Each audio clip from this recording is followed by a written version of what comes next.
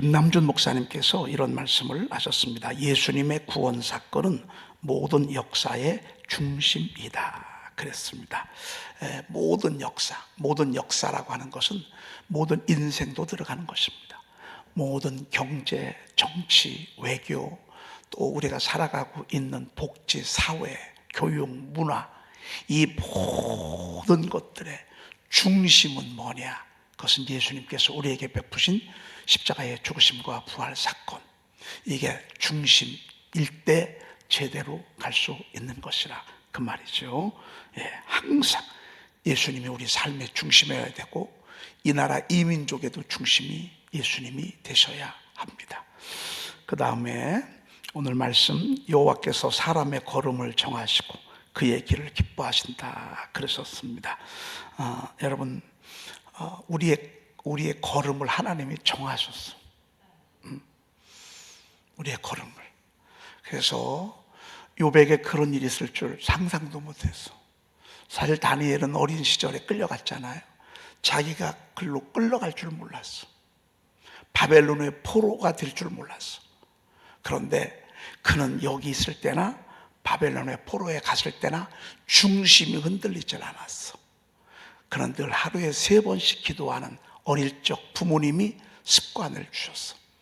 이스라엘은 전통적으로 하루에 3차례 기도하는 그 전통이 있어요. 습관이 있어요. 그래서 제9시 기도 시간에, 여러분 아시죠? 이게 오후 3시잖아요. 오전 9시, 오후 3시, 저녁, 이렇게 하루 3차례 기도하는 습관이 있었어요. 비록 그가 포로에 끌려갔고, 그리고 그 곳에 가서 포로로 살아감에도 불구하고 신앙의 중심은 전혀 흔들리지 않았어요. 그런데 하나님이 그렇게 그의 걸음을 정하셨어. 그런데 그 길을 기뻐하셨어. 근데 그는 넘어지나 앞쭉 엎드러지지 않으면 여호와께서 그의 손으로 붙들고 계셨어. 그래서 오늘 말씀, 내일 말씀이 같이 이어지는 그런 말씀입니다. 걸음을 정하셨어. 근데 그 걸음에 때로는 웅덩이에도 빠지기도 해요. 저는 야곱이 사실은 야곱이 기도의 사람이잖아요. 얼마나 은혜를 사모하고 얼마나 정말 하나님 앞에 성실한 사람이에요. 그럼에도 불구하고 저가 그 인생의 여정을 이렇게 쭉 보면, 야, 그럴 수가 없어. 그렇게 정말 파란만장한 인생을 살 수가 없어. 야곱처럼 파란만장한 인생을 산 사람도 없어요. 야곱이나 다윗이 비슷한데, 그런데 그런 그 와중 속에서 저들이 놓지 아니하는 것이었어요. 그건 뭐냐면 하나님 앞에 부르짖는 기도였어요. 어려운 일이 있을 때마다 기도하고 또 습관적으로 기도하고 이런 삶을 살았어요. 근데 하나님께서 저들의 생애를 통해서 하나님께서 넘어질 때마다, 흔들릴 때마다, 또 코너에 몰릴 때마다, 끝자락 벼랑 끝에 갈 때마다 하나님이 늘 그를 붙들어 주셨어. 그거는 넘어지나 아주 엎드러지지 아니함. 그러면 되는 거지 뭐. 넘어질 수 있다고, 시험 들을 수 있다고. 여러분, 그런데 하나님은 그때마다 힘을 주셔. 그때마다 손으로 붙잡아 주셔. 그는 넘어지나 아주 엎드러지지 아니함은 여호와께서 그의 손으로 붙드십니다 말이에요. 하나님 우리를 딱 붙들어 주시니까 다시 일어나고. 그런데 넘어진 숫자만큼 이게 간증이에요. 흔들린 숫자만큼 그것이 내 작품이에요. 그래서 여러분, 우리의 걸음을 그분이 이렇게 걸음을 정하십니다. 이 걸음은 우리하고 무관해. 신앙생활 못한다고 고생하는 게 아니야. 신앙생활 잘해도 아픔이 있고 시련이 있고 눈물이 있고. 사실은 야곱은 요셉이 죽었다는 그 아들들의 말을 전해 듣고요, 일평생 얼마나 그 요셉에 대한 그리움으로 가득했어요. 왜? 나타나지 않은 거니까. 그러니까 필경 죽었다고 하니까 믿을 수밖에 없었잖아요. 그게 몇 년도예요? 그게 여러분 147세에 저가 이제 생을 마감했는데, 요셉을 낳을 때가 거의 제가 볼 때는 한 30, 40쯤 되지 않을까. 그러면 이 정말 굉장히 오랜 기간 동안을 그 사랑하던 요셉이 죽은 줄 알았다. 이거 묻을 수 있어요? 이거 부모가 잊어버릴 수 있습니까? 부모는 잊어버릴 수가 없는 거예요. 천년이 지나도 자식이 죽은 거는 잊을 수가 없는 거예요. 영원히 살아있는 거예요. 그 숱한 세월 동안에 얼마나 제가 하나님 앞에 그 짙은 기도를 드렸겠어요. 죽었다고 하는데 죽은 것 같질 않아. 그럼 죽은 것 같지 않으면 지금 어디 있는 거야? 어디서 무엇을 하는 거야? 어디서 어떻게 살아있길래 기별 한 번이 없어? 여러분, 이게 얼마나 야곱이 힘든 여정을, 근데 하나님이 그거 정하셨어. 하나님이 그거 정하셨어. 그리고 그의 걸음을 기뻐하셨어. 그리고 저가 넘어질 때마다 다시 붙들어 주시고, 그리고 여호와께서 그의 손으로 붙드심이로다, 이렇게 말씀하고 있습니다. 여러분, 꼭 우리에게 필요한 그런 말씀인 것 같습니다. 이제 드디어 누가복음 1장 본격적인 본론의 말씀으로 들어가게 됐습니다. 우리가 1절부터 4절까지를 3번을 우리가 부목사님 그리고 제가 2번 이렇게 드렸습니다. 사실 이것은 서론이었습니다. 누가복음을 기록하게 된 서론이었고요. 실질적인 예수님의 성탄 말씀은 이제 오늘부터 되어진다고 볼 수 있습니다. 예수님이 출생하시기 전, 탄생하시기 전 예수님의 탄생을 먼저 길을 닦는, 길을 만드는, 길을 잘 닦아서 사람들이 예수님에게 오는데 어려움이 없도록 준비한, 예비된 하나님의 스케줄이 있었어. 하나님의 걸음이 있었어. 하나님의 계획이 있었어. 그 사람이 누구냐면 사가랴와 엘리사벳이었어. 이분들은 주의 종들의 제사장이었어요. 근데 이 제사장의 소개가 되기를 이렇게 소개가 되고 있어요. 이 두 사람이 하나님 앞에 의인이니 주의 모든 계명과 규례대로 흠이 없이 행하더라 라고 말씀하고 있었어요. 여러분, 주의 종이 다 그런 건 아니에요. 여러분, 주의 종이 하나님 앞에 여러분 하나님 앞에 바르게 산다는 게 얼마나 어려운지 아십니까? 저를 제가 스스로 우리 집사람과 제가 하나님 앞에 의인이니 어림도 없습니다. 하나님 앞에 죄인이고요. 아직 주의 종이 되려면 멀었습니다. 주의 종이 목사가 되려면 아직도 멀었습니다. 부끄러운 게 너무 많고 흠이 많고, 그리고 하나님 앞에 설면 다시 고개 들을 수 있을까? 저는요, 고개 들을 수 없을 것 같아요. 하나님 앞에 의인으로 살아간다. 여러분, 이렇게 기록되어졌다. 이건 엄청난 것입니다. 이들이 주의 모든 계명과 규례대로 흠이 없이 행하더라. 이들이 의인의 이유에 대해서 3가지로 말씀하고 있어요.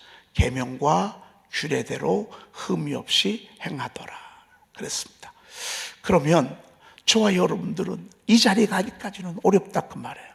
그러나 단지 이렇게 하려고 애쓸 뿐이고, 단지 하나님 앞에 흠이 없이 행하도록, 하나님 앞에 흠이 없도록, 하나님의 말씀대로 살려고, 하나님 보시기에 기뻐하도록, 하나님의 근심이 되지 않도록 몸부림치는 것, 그것은 저와 여러분들이 할 수 있다.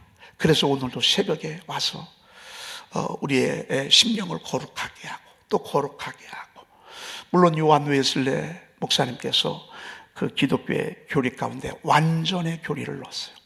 완전에까지 이르도록. 요한 칼빈은 이걸 마지막 성화를 뛰어넘어서 영화라 이렇게 표현을 했어요. 우리는 그저 거룩하게 해가는 과정에 있을 뿐이에요. 오늘 이 엘리사벳과 사가랴가 그랬던 것 같아요. 그러나 그 당시에 많은 주의 종들보다는 더 신실했고, 하나님을 기쁘게 했고, 그리고 하나님 앞에 바른 종이라고 성경에 기록한 것 보니까 참 귀한 분이다. 이 시대에 이런 분이 있었다는 게 너무 다행스럽다, 그렇게 생각이 되어집니다. 지금 우리는 예수님의 탄생 전에 하나님께서 미리 일하시는 장면을 공부하고 말씀을 듣고 있습니다. 하나님은 일하시기 전에 먼저 길을 닦습니다. 준비를 시킵니다. 오랜 동안 거룩한 삶을 살게 하십니다. 그러고 나중에 작품을 내고, 나중에 하나님께서 인물을 내고, 이렇게 하는 것을 보게 됩니다. 여러분, 하나님의 뜻을 이루었던 다윗 왕에 대해서 우리는 이번 주일날 낮에 그만큼 들었습니다. 그런데 이 다윗 왕이 이 땅에 출생하기 전에 미리 누가 나왔습니까? 살몬은 라합에게서 보아스를 낳았다, 이렇게 표현하고 있습니다. 보아스는 룻에게서 누구를 낳아요? 그렇죠, 오벳을 낳았다, 그 말입니다. 오벳은 이새를 낳고, 이새는 다윗 왕을 낳았다, 이렇게 표현하고 있습니다. 여러분, 살몬은 누군지 잘 몰라. 물론 아비나답은 살몬을 낳고, 베레스와 세라를 낳고, 베레스는 헤스론을 낳고, 헤스론을 람을 낳고, 람은 아미나답을 낳고, 아미나답은 살몬을 낳고, 살몬은 이제 등장하는 거야. 라합에게서 보아스를 낳고. 여러분, 라합이 누군지 우리가 말씀을 들었어요. 벌써 이방인이었지만, 여리고성에 거하는 그가 기생이었고 창녀였지만 하나님을 향한 믿음이 그에게 있었어. 그래서 그의 믿음, 살몬은 라합에게서 보아스를 낳았어. 보아스는 하나님이 존귀한 축복을 줬어. 베들레헴의 유지로 살아가게 하셔. 그러면서도 믿음이 얼마나 좋은지 몰라. 그런 그가 한 번 결혼에 실패했던 룻을 아내로 맞이하게 돼. 이 조합을 하나님께서 기뻐하셨어. 그리고 이 속에서 오벳을 낳게 하셨어. 그리고 이 오벳이 이새를 낳게 하셨어. 이새가 다윗 왕을 낳게 했어. 우리가 지난 주일날 여기까지 말씀을 들었습니다. 여러분, 하나님의 작품 전에 거룩함이 준비되고 경건함이 준비되고 꾸준히 기도하는 그런 믿음의 사람들로 하나님이 계속 준비시키다가 하나님의 뜻을 이루는 것을 보게 됩니다. 여러분, 오늘도 엘리사벳과 사가랴가 지금 이렇게 소개가 되고 있습니다. 하나님 앞에 의인이요 모든 계명과 규례대로 흠이 없이 행하더라. 그런데 이렇게 주의 뜻대로 살고 이렇게 하나님 앞에 신실한데 이들에게는 아픔이 있었어. 아쉬움이 있었어. 너무너무 안타까운 일이 있었어. 그게 뭐예요? 우리 말씀 좀 볼까요? 7절 한번 보십시다. 엘리사벳이 잉태를 못함으로 그들에게 자식이 없고 두 사람의 나이가 많더라. 엘리사벳이 잉태를 못하는 거예요. 부족한 게 하나도 없어. 정말 너무 훌륭해. 너무 아름다워. 정말 이 가정을 생각하면 참 부러울 것이 없어. 난 부러울 것이 없어. 근데 딱 하나, 아이가 없어. 아이가 나야 이게 다 퍼즐이 맞는데, 이 미완성된 작품이 그게 딱 들어가야 이 가정이 정말 작품이 되는데 아이가 없어. 여러분, 아이 하나 없는 것이 여인에게는 얼마나 빈 공간이야. 아무리 웃어도 웃음 속에 그늘이 있어. 먹어도 아쉬움이 있어. 하나님이 준 기쁨이 있어도 왠지 모르게 텅 빈 공간이 있어요. 이렇게를 평생을 살았어. 아무리 기도해도 응답이 없어. 응답이 없는 것 같아. 그리고 그들에게 자식이 없고 두 사람의 나이가 많더라. 이거는 갈수록 소망적이야, 갈수록 절망적이야. 갈수록 절망적이야. 왜 갈수록 절망적이지? 왜 갈수록 어떻게 이렇게? 그런데 이 아픔이 이들에게는 13절 좀 한번 보십시다. 13절 읽어보십시다. 13절. 천사가 그에게 이르되 사가랴여 무서워하지 말라. 너의 간구함이 들린지라. 내 아내 엘리사벳이 내게 아들을 낳아주리니 그 이름을 요한이라. 너의 간구함이 들린지라. 천사가 향단 우편에서 사가랴에게 일러줬어. 그러면 이 숱한 시간, 정말 어둠의 시간, 아쉬운 시간, 정말 뭔가 이 부족한 이 시간 동안 저들의 부부가 하나님 앞에 오랜 동안 기도한 것을 보게 됩니다. 그리고 아들을 낳아주리니 그 이름을 요한이라 하라, 이렇게 알려주셨잖아요. 그렇죠? 그런데 요한이란 뜻이 무슨 뜻이라고요? 하나님께서 주셨다. 구하여 얻은 것을 하나님이 주셨다. 제가 볼 때는 한 20대 이쪽 저쪽, 20대 중반쯤, 이때만 해도 조금 결혼이 빨랐으니까 이때만 해도 결혼을 일찍 했던 것 같아요. 그러면 이쯤 나이가 많았다 그 말이죠. 수십 년 동안을 제가 하나님 앞에 기도를 했어. 근데 나이가 자꾸 많아지고 할머니가 되어져 가는데도 포기하지 않은 거예요. 계속 기도한 거예요. 여러분, 기도를 한 거예요? 하나님이 기도를 시킨 거예요? 이들이 기도를 했지만 하나님이 저들에게 소망의 등불을 끄지 않아 주셨어. 갈수록 절망적인데 마음은 자꾸 소망이 와, 믿음이 와. 아니, 현실은 절망적인데 마음속에 자꾸 소망을 주셔. 자꾸 될 것 같아. 막 믿음을 주셔. 여러분, 2024년도에는 제 마음속에 어둠과 막 빛이 왔다 갔다 하던 그런 한 해였습니다.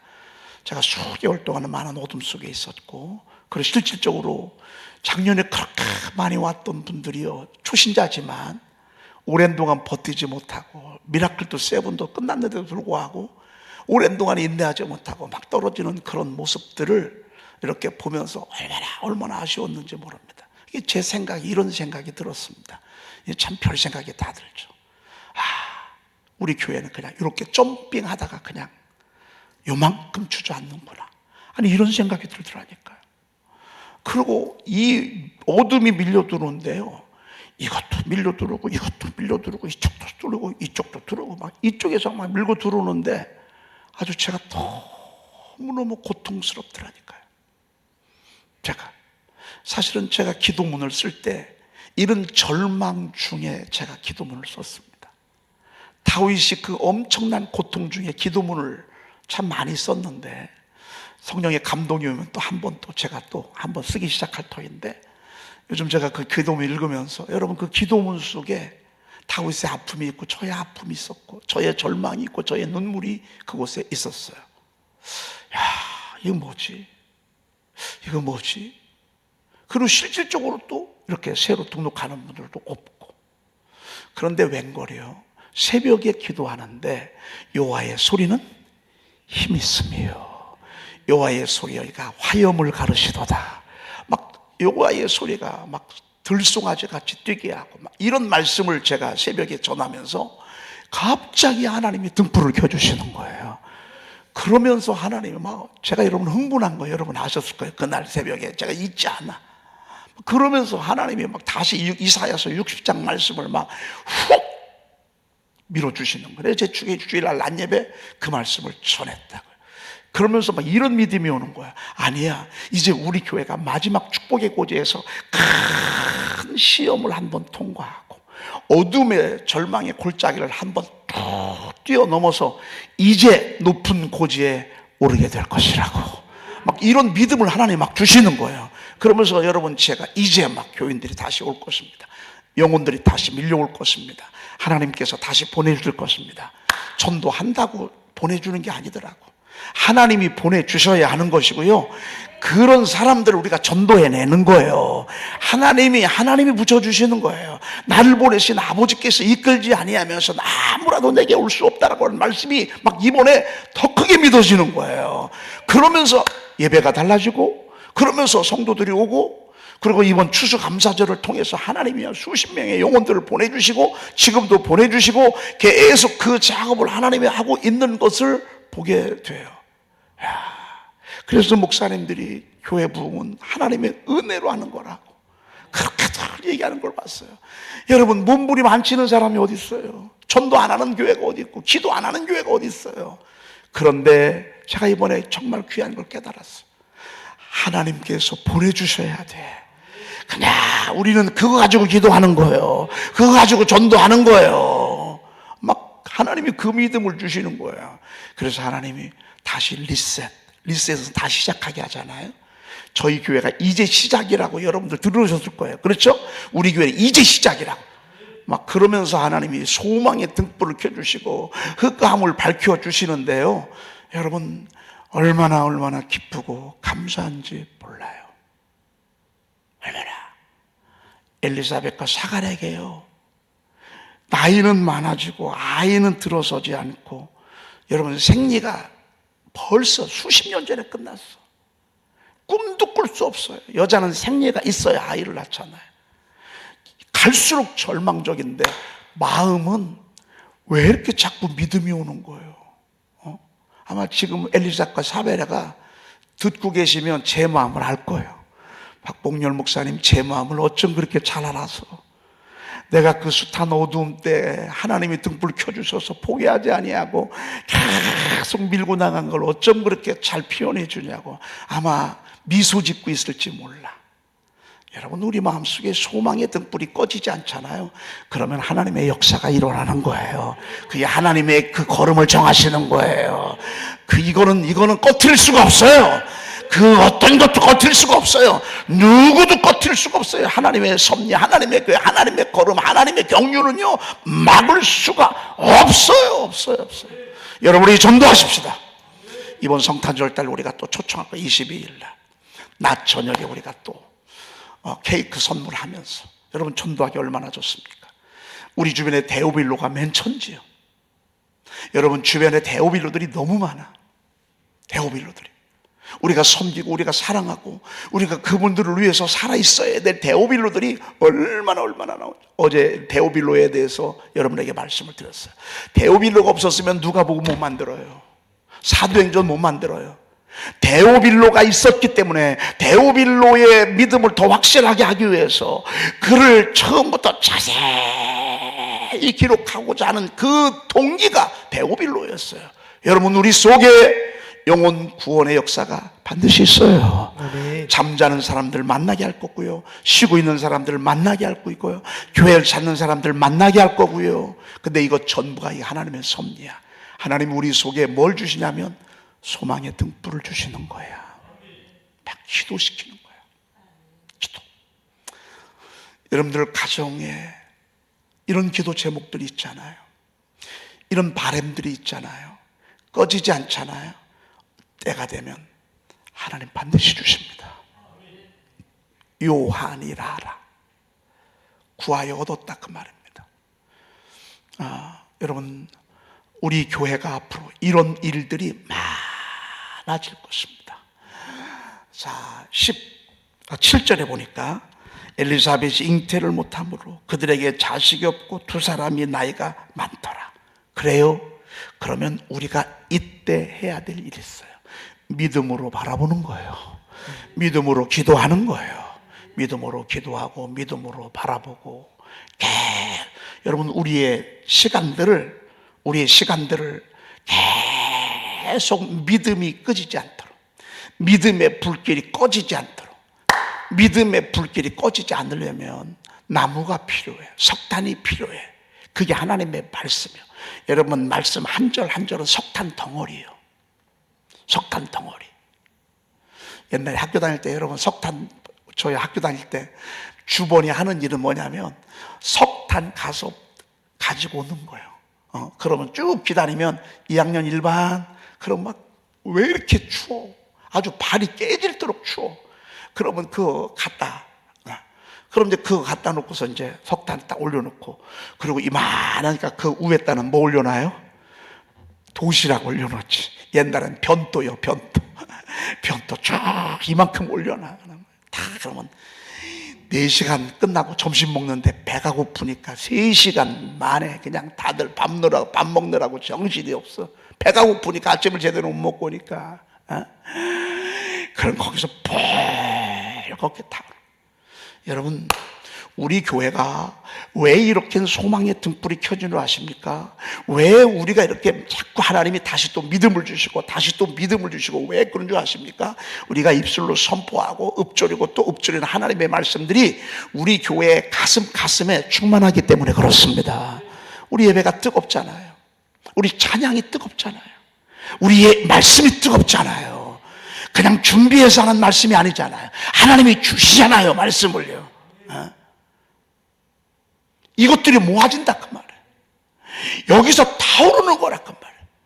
그러니 도무지 절망이 왔다가도 도망가고, 의심이 왔다가도 도망가고, 시험이 왔다가도 얼른 꺼져버리고, 다시 또 일어나고, 다시 또 일어나고, 다시 또 일어나고, 다시 또 일어나고. 여러분, 이 믿음을 가지고 바라보면 하나님은 그렇게 역사하시는 거예요. 다 집집마다요, 아쉬운 게 다 있어. 없는 가정이 없어. 어떤 사람은 다 좋은데 믿음이 없어. 믿음은 좋은데 세상 게 너무 아쉬워.